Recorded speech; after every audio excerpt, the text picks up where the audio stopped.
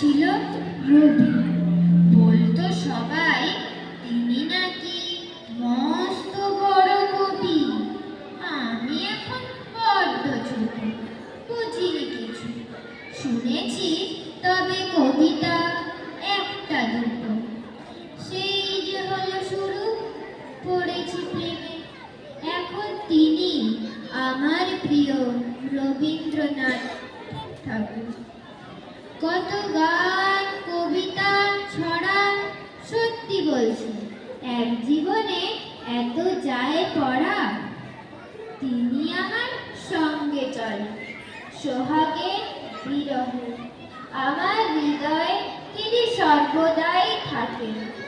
এভাবেই দিও আমার সাথ, প্রণাম নিও, শুভ জন্মদিন আমার প্রিয় রবীন্দ্রনাথ।